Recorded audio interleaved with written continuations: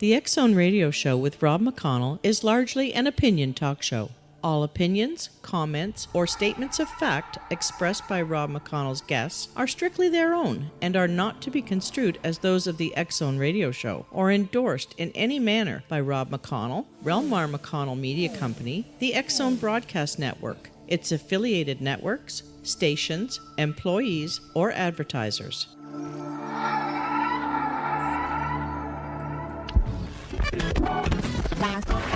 All Hit Radio.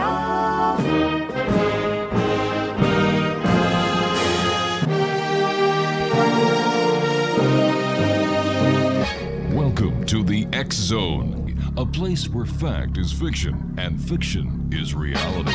Now, here's your host, Rob McConnell.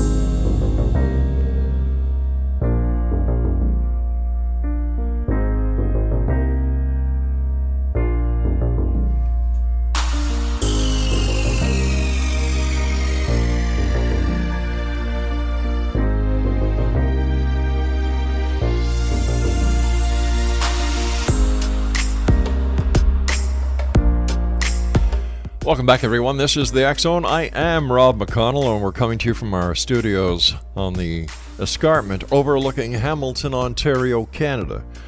And if you'd like to visit us on any of the major social media sites, it's very simple: X-Zone at xzoneradiotv.com. And if you'd like to find out about the programming we have available 24/7, 365 on the X-Zone Broadcast Network, www.xzbn.net.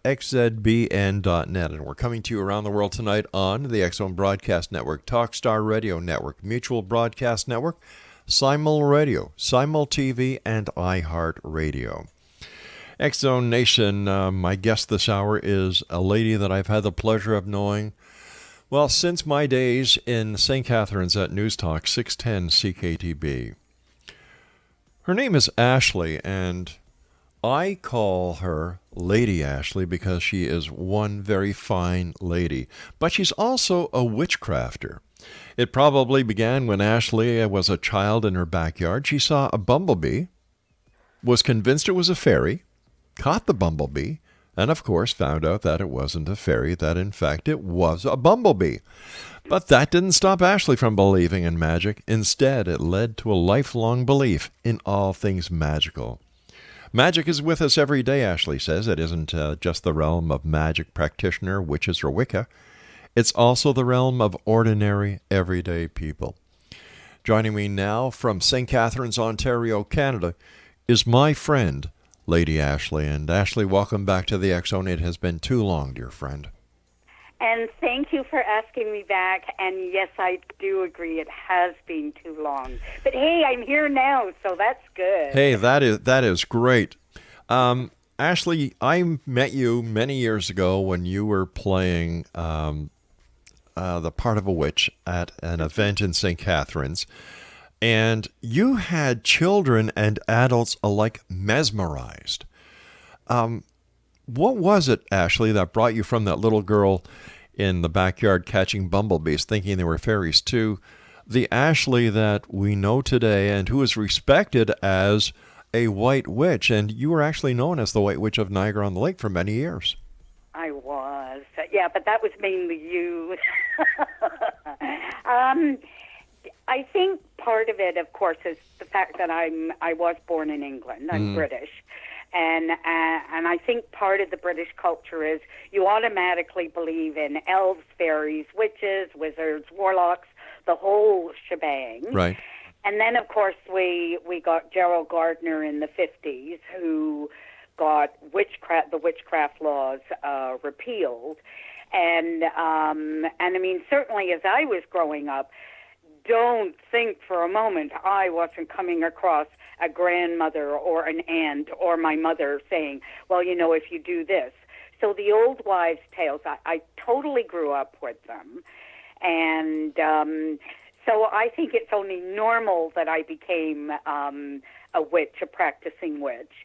And I don't think there's a difference between Wicca and witchcraft, though I recognize that there are some people who would argue furiously with me about that. As for playing silly witches, I think I will always play silly witches, because it's not this black magic, spooky, horrible thing. That's not what witchcraft or magic is about. It's about enhancing, empowering, and making things positive. Now, I remember going back years ago that you are a white witch and that you are a solitary witch. You do not belong to a coven. What's, for those listening around the world tonight saying, all right, well, isn't a witch a witch? No, it's not. Can you explain to our listeners what the difference between a white witch and the traditional black witch is? Okay, so really there's no such thing, at least in my opinion. Mm-hmm. I don't think there is a traditional black witch.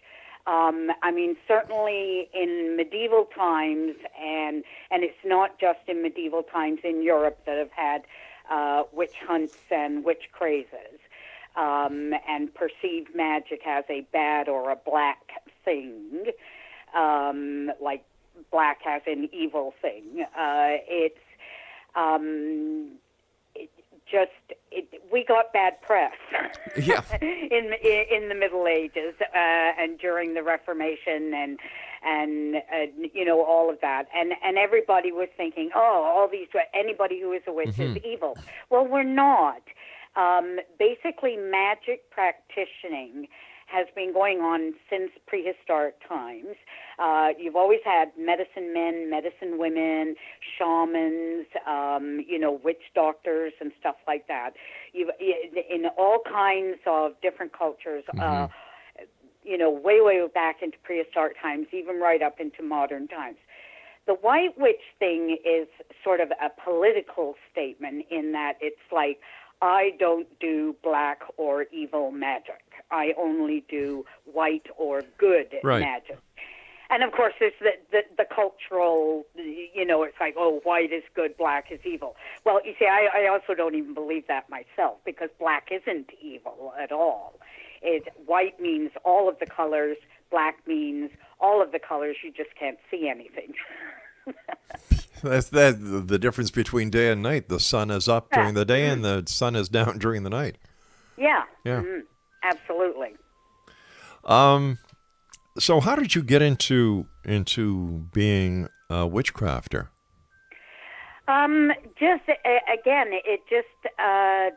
grew up with it. Mm-hmm. It is kind of British culture. If you, or maybe you want to say, British, Scottish, Welsh, Irish culture. I mean, there's always this tremendous belief in there of giants, elves, fairies. Yeah. The standing stones for no longer, of course, but the standing stones, which are all over the two large islands and all the little islands, have been there for thousands and thousands of years. So magic in many, many ways, and then of course the Celtic culture. In many ways, that's always being considered magical, and so I didn't really have a chance. It was more a case of, I grew up in this culture, so I learned it. and then as I got older and I started to study it, I started to go, there's a lot of common sense in this, and there's a lot of really good and empowering and enhancing things in, practicing magic. And that's all a witch is. She or he practices magic. That's all it is.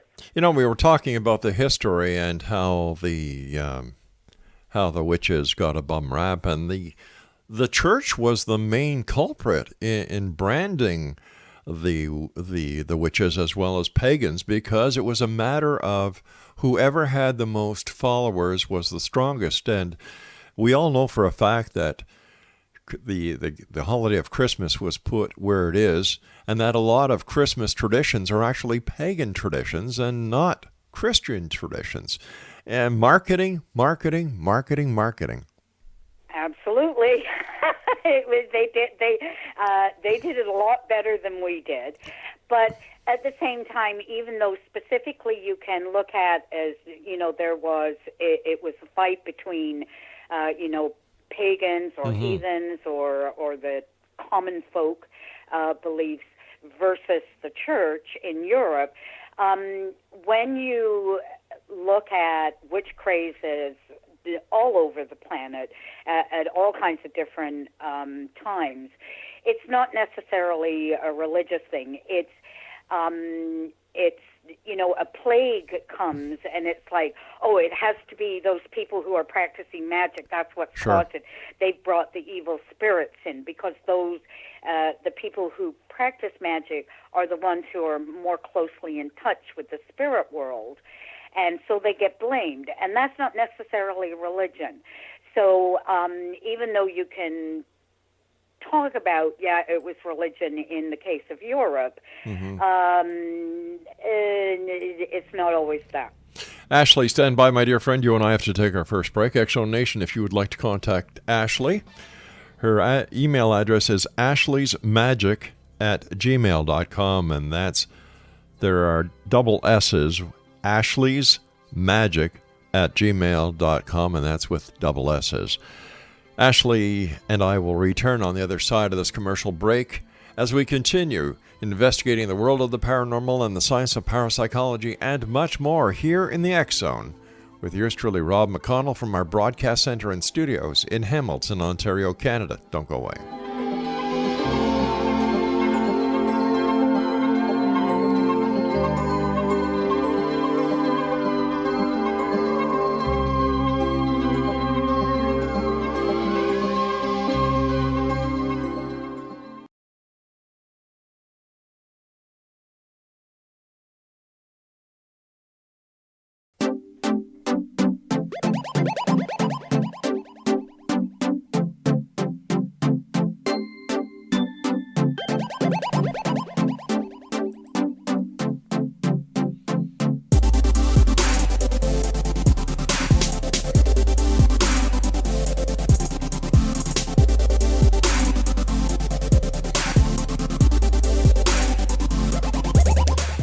Welcome back, everyone. If you would like to watch the X-Zone TV show on the X-Zone TV channel, there's only one place where you can do that, and that is by going to www.simultv.com. You can either watch it with a paid subscription, or when you have your very own 2-box set, where you get 80 specialty channels, including the X-Zone TV channel. You get 500 video games. You have the ability to download, watch on demand hundreds and hundreds of movies. For more information, visit www.simultv.com. Ashley Pollock is our special guest, the one and only Lady Ashley from St. Catharines, Ontario. And if you'd like to contact Ashley for a one-on-one consultation, or if you'd just like to ask her questions about witchcrafting, her email address is ashleysmagic@gmail.com, and that's with a double S, ashleysmagic@gmail.com. Ashley, how can witchcraft or witchcrafting help people in today's society?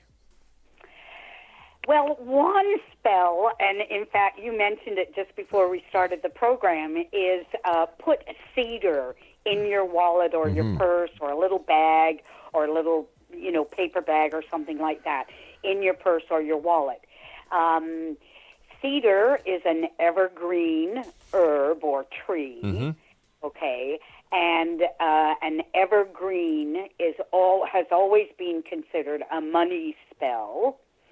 And I've had cedar in my wallet, in my wallet for a mozillion years. You too. And basically what it does is it attracts money. Doesn't make you rich or wealthy. What it does is there's that time when it's like, oh gosh, I really need $20, or oh gosh, I've got this bill. How am I going to get the money? I don't get paid for 3 weeks, kind of thing. And then suddenly that cedar, it works with its evergreen prosperity, and it gets you the solution to that money issue. And another one that we all do, so keep doing it, is God bless you when somebody sneezes. And that actually is from medieval times in Europe, though I think it's a worldwide kind of thing. And what they used to believe is on your right-hand shoulder, you had an angel. On your left-hand shoulder, you had a devil. And when you sneezed, of course, you opened your mouth, and that would give that little devil on your left-hand shoulder time to pop into your mouth. But if somebody said, oh, God bless you, that would get the angel into action and keep the devil out of your mouth. I'd just like to do a little bit of a caveat to what we were talking about with the cedar. One thing Ashley did not tell me, X-Zone Nation, that I'm going to share with you now, 28 years later, is that you change the cedar every year. So here I have had this piece of cedar that has gone fungusy, moldy, attracted flies, and a few other things in my wallet because Lady Ashley told me so many years ago to keep the cedar. She didn't tell me to change it, so I'm sharing that with you. Go ahead, Ashley. Yeah, change it every once in a while. Yeah. Freshen up the cedar. And cedar chips work as much as the green cedar, beautiful leaves, beautiful flattened leaves that cedar has. And, but twigs or cedar wood works just as well. What other remedies or what other magical incantations can you share with us? Well, certainly summertime. There are some summertime spells. Right. A lot of us, of course, go on vacation in the summertime. And a couple of things that are really are considered good traveling stones or crystals are yellow jasper, moonstone, and aquamarine. Now, aquamarine can be a little expensive. Yellow jasper and moonstone aren't. All three stones are very, very easy to get at any store that sells rocks. And yellow jasper also helps promote common sense, which can be an issue when you're traveling because, unusual things can happen, and so it keeps you in that common sense zone. And then moonstone and aquamarine are also considered lucky stones, so that is an added safety fillip when traveling. Now, of course, if you're traveling with people, a couple of stones that help are rose quartz, mainly because it's pink, so it doesn't have to be necessarily rose quartz. It can be anything pink, because pink is a gentle liking, a gentle love, and it also, it's a happy color. It promotes happiness. And then one of the things I often tell people is, carry around if you can't carry around Tigger, who is not pink, but carry around a flamingo. I mean, everybody smiles at flamingos. I can just see it now, driving through St. Catharines. Oh, there's a person with a pink flamingo. Oh, you know Ashley, do you?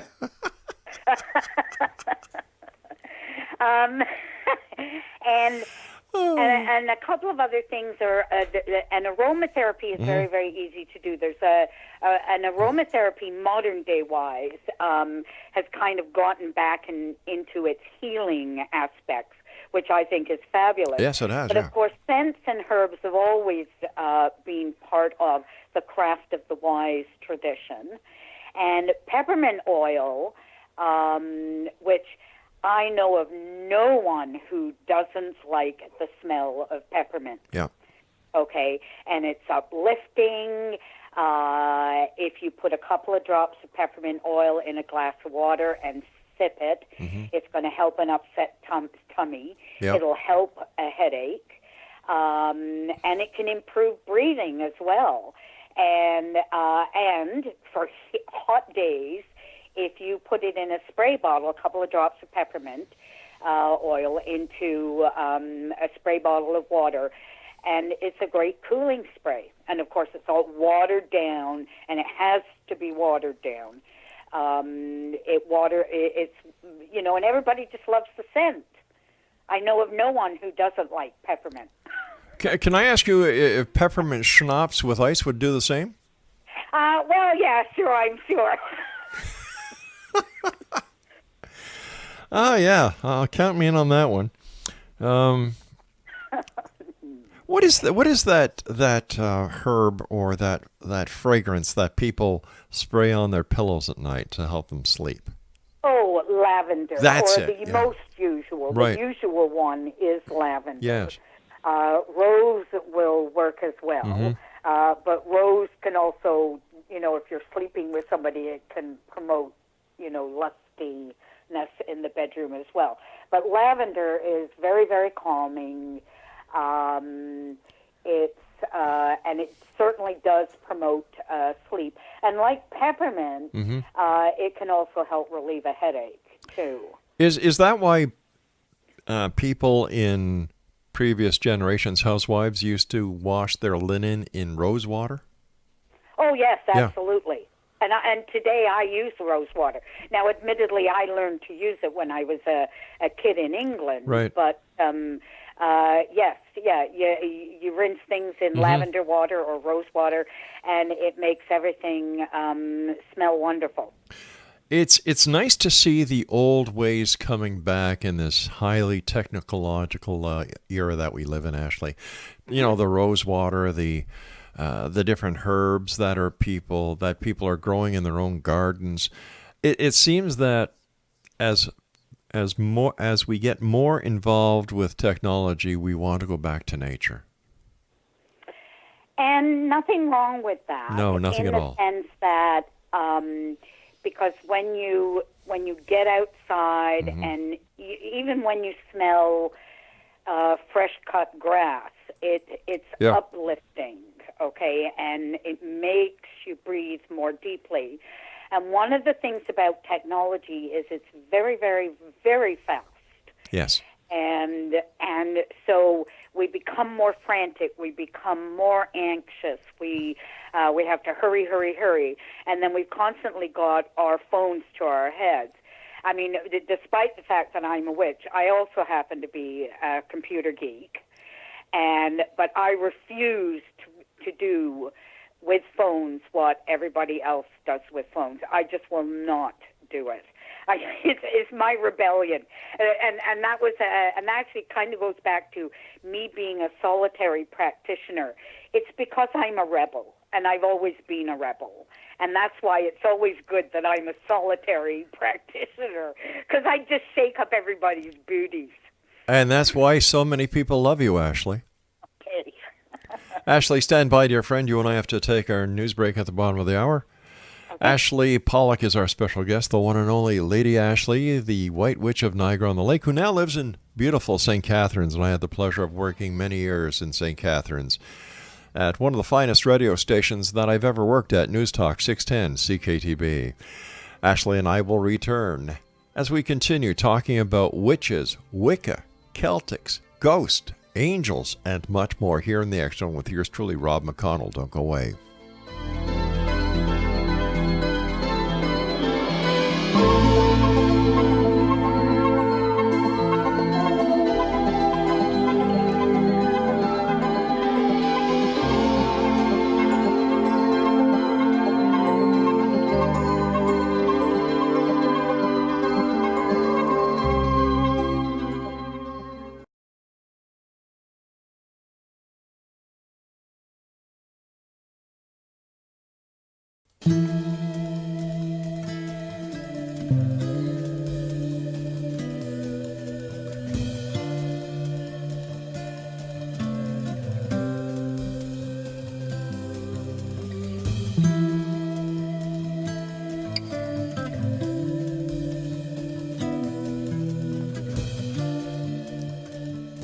Welcome back, everyone. Don't forget you can get your complimentary copy of the X Chronicles newspaper that you can either read online or download at www.xchroniclesnewspaper.com. And this current edition, the June-July 2018 edition, so far has been either read or downloaded in over 8,175 cities around the world.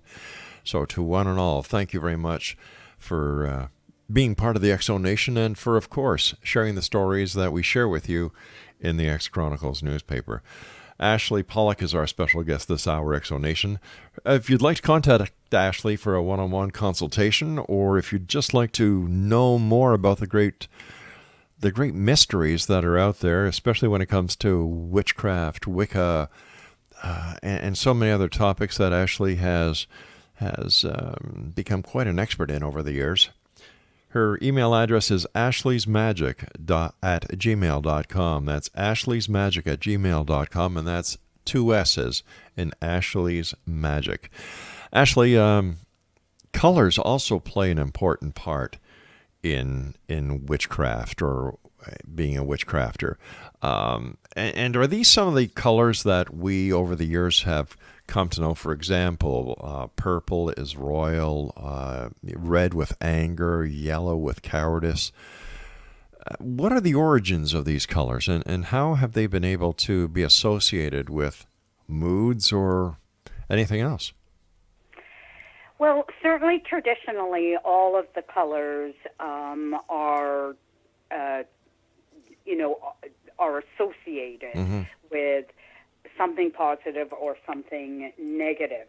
I tend to promote only the positive rather than the negative. Like, for example, when you say yellow is cowardice, and or green with envy, or I've got the blues, and then red with anger. And actually, red is probably the best color, because red also is blood, it is life force, it is energy, it is empowerment, it is strength. But yes, it can be anger, it can be war, it can be out of control, like instead of empowerment, like out of control power. So everything has a positive and a negative, and colors are no different. I certainly am a firm believer in the traditional use of colors, or, applying the traditional meaning. Can a color have a different meaning? Yes, because, say, for example, you have a child growing up in a very, very sad or angry household, and that child happens to associate one particular color with happiness, and that color is not normally considered a happy color. Blue is a good one, because blue is calmness, peaceful sleep, just like lavender. Right. And of course, but it can be down in the dumps, and it's a cool color, and it's not usually associated with happiness. But it could be that maybe that child had a picture in his or her room that had a lot of blue in it, or a toy that was blue, and that child associates blue with happiness. So if that child, if ever that child wants to create a spell and they want to make a happy spell, I know what my recommendation would be is put something blue in it. Because you associate blue with happiness. Yes. And that will, and when you're making your spell to create whatever positive energy that you want to create, put the blue in it, even though traditionally blue is not considered a happy color. It's funny, as you were talking, I said green with envy earlier, and yet here in our studios, our green room is green because green is a very calming color. That's right, and it's also a very healing color. And And black also, if you want to talk about black, everybody, or like for like a mazillion years, or many cultures, not all cultures, by the way, but many cultures associate black with bad and evil. Yeah. And, of course, you know, the frightening things that go on at night because we can't see properly at night. But in fact, black is one of, if you want to get rid of negativity, it's one of the best colors to do that. It's why a lot of witches tend to wear black. Because basically, if something negative comes your way, then you can just brush it right off that black clothing. So the black clothing would actually... The negativity. So the black clothing would act as a repellent? Yeah, it does. Yeah, Wow. I mean, you have to help it along. Well, of course. Of course. You know, but yes, it does.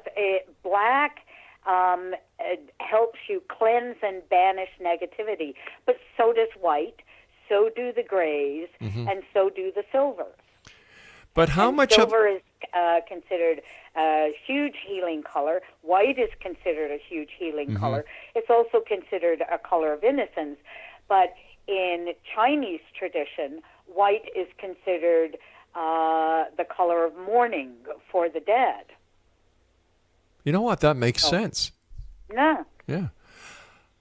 But how much of the effects that we talked about when it comes to color is due to the person's belief that the color is actually doing something? When just like over the years, you and I have talked about spells, and it's a belief.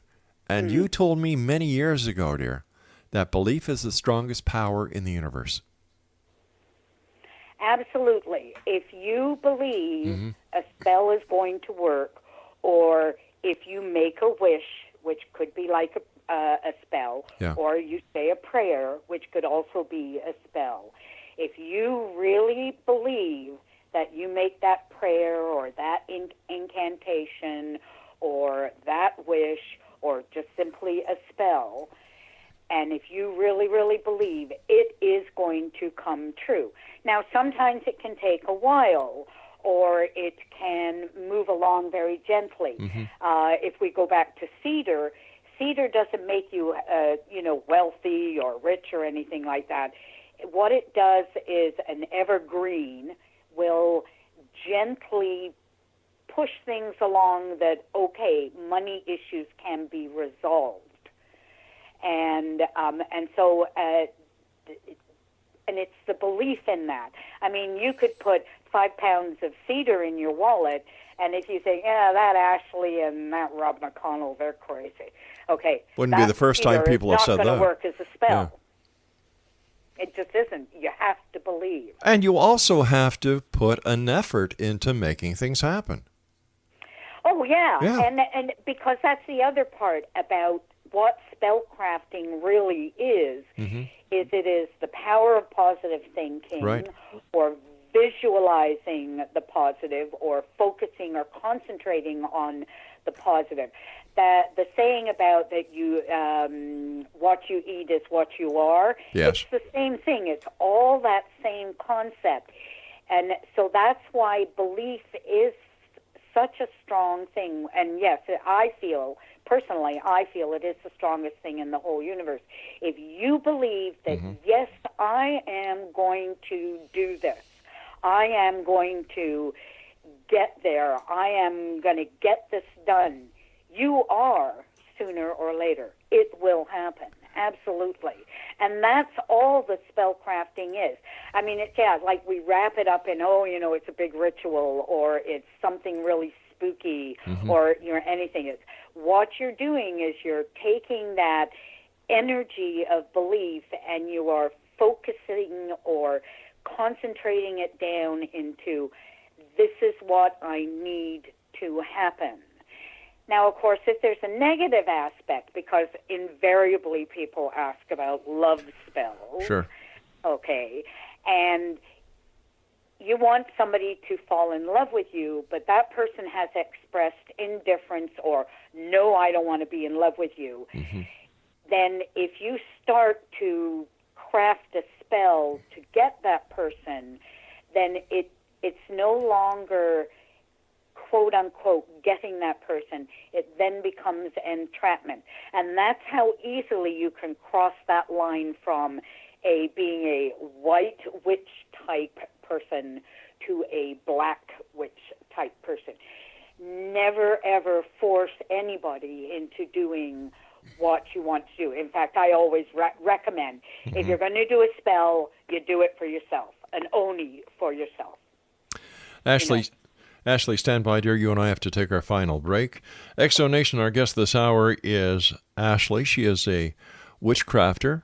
She is also a very fine lady and a very good friend of the X-Zone, and I'm very happy and proud to call her a personal friend of mine. If you'd like to contact Ashley, it's ashleysmagic@gmail.com, and there's 2 S's in ashleysmagic@gmail.com. And we'll both be back as we wrap up this hour here in the X-Zone from our broadcast center in Hamilton, Ontario, Canada. Don't forget, X-Zone Nation, if you confess it, you will possess it. But you have to do your part in making things happen.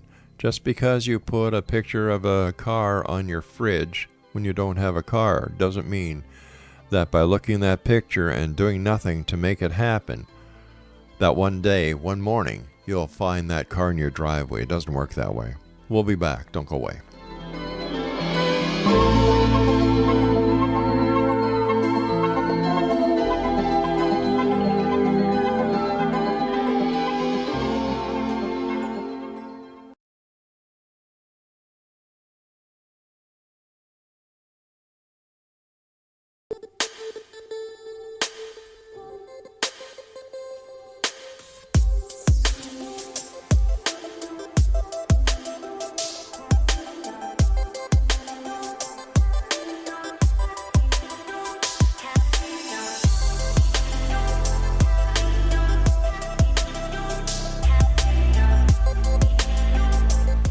Welcome back, everyone. Ashley is our guest this hour, Ashley Pollock. She is a witchcrafter, but she is known far and wide as Lady Ashley and the White Witch of Niagara-on-the-Lake, who now lives in St. Catharines. And over the years, I've had the pleasure of working with Ashley. And Ashley, you are truly a fine lady and a very, very... You're just a gem of a person, and I value our friendship. And thank you, and the same to you, except I'm not going to call you a lady. I'm going to call you a guy. Well, there's a first. Thanks. Another topic that... You're just getting that one, okay.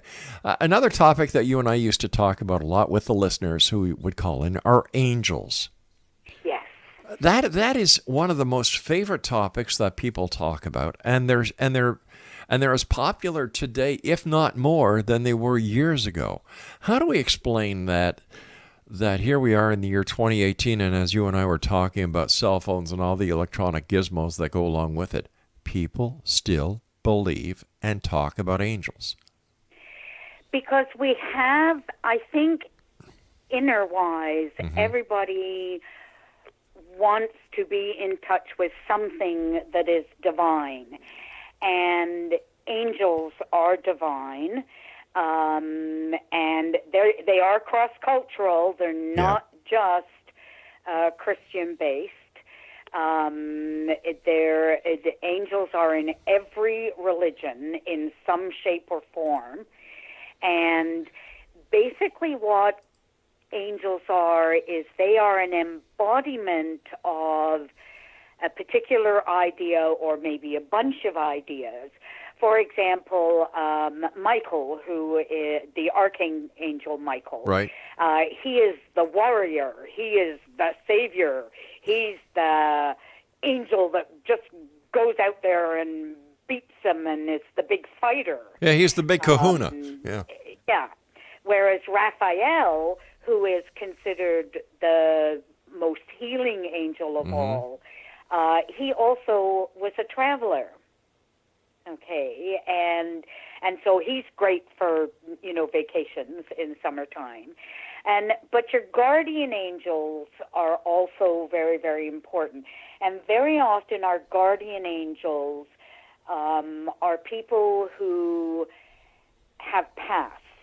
It could be a grandparent, it could be an aunt and uncle, a mom or a dad, or even a sister or a brother, even, and sadly at this, even a child. Really? And it's just guardian angels are there as protectors. And some people can see their guardian angels. Some people just, wow, that was, whatever happened to me, that was really lucky, and I'm really glad I was lucky. Well, that was a guardian angel looking out for you. So sure, we all want that. We want that ability to touch or associate with the divine. And because we are spiritual beings, yes, we are physical, yes, we are mental, yes, we are like too terribly technological, but we are also very, very spiritual. And so we will always believe in angels in some form or shape. I've been doing the show for many years, as you well know, and I've talked to people about UFOs, ghosts, Bigfoot, Loch Ness Monster, you name it. And I have to go, I don't know, but I'll tell you something, when it comes to angels, I believe. Point blank, I believe. I've had a time in my life when I was a young boy, and my mom and dad did their best to make ends meet, and back then the baby food was in tin cans prior to going into jars. And my parents went to one of the local grocery stores, as they did every Friday night, to buy us our groceries for the week. And this one night, they opened up a can of baby food for my brother. I must have been about 4 or 5 at the time, maybe 6 at the most. And my brother's, he was just a baby, less than a year old. And he got very sick. And my mom and dad dropped me off at my grandmother's house. And they took my younger brother to the hospital, and it found out he had been, was ptomaine poisoning, and he was very sick, and it was very dicey. My grandmother called up all the family, and they all congregated at my grandmother's house. And while we are waiting to get the call, one way or another, I'm in the kitchen, and I'm looking towards the pantry. And there was this man there. I didn't know who he was. He had a big smile on his face. He felt very warm, very calm, very friendly, very reassuring. And my grandmother looked at me, and because I was smiling, and my grandmother looked at me and she said, "Bobby, why are you smiling?" I said, "That man over there." And when I pointed, that man was gone. As soon as I said that, Ashley, the phone rang. It was my mom and dad. My brother was going to be okay. From that moment on, Ashley, and I don't know how many times I've told this story on air, I believe in angels. I really do. Well, another good story is I did have a cancer scare 6 years ago now, and my best girlfriend from my late childhood into my teens and into my 20s and early 30s. Her name was Helen, just like one of my sisters' name is Helen. Anyway, she did pass away from cancer, and it was brain cancer in the end that got her. But she survived for 3 years after they said that she had 6 months to live. And when I was given the diagnosis of cancer, I remember saying to myself, "Helen, you are my guardian angel on this, because by goodness, you fought, and that's exactly what I'm going to do, is I'm going to fight." And I survived. And we thank God that you did, my dear. Yep, and it's because Helen was my guardian angel all the way through. Having lived in Niagara-on-the-Lake, which is undoubtedly the most haunted city in Canada, I don't know if that's because of the spirits that are in the bar or the spirits that are drank in the bar. What do you think makes places like Niagara-on-the-Lake so haunted, or have the reputation of being so haunted? Is it the age? Is it the historical significance? Or are there really a lot of ghosts there? I think all three. I mean, certainly the age does play a large role because, the older a site of people gathering, for whatever reason they're gathering, that's going to have an effect on, just simply the land and the energies of the place. Certainly there were enough events that happened there, and very many of them violent, and sadly that seems to also concentrate haunting energies. But it's just simply it's because people congregate in a certain place and those energies come about. I mean, if you look at a place like Stonehenge, you're not really talking about a violent place. No. You're talking more about this is a sacred place and this is where the sacred energies come together. Why that place was particularly chosen, some people say it's the ley lines, and I certainly believe in the ley lines, the energy lines that go throughout this planet. I mean, it's a pretty energetic planet anyway. It is. And but just it's that confluence or congruence of all of those things together. And sadly, violence can make it even more intense. So sure, Niagara-on-the-Lake has a good reason to be haunted, but not so many. Not that there weren't battles, because there certainly were 1812 war battles. That's right. And of course there were some First Nation battles before that.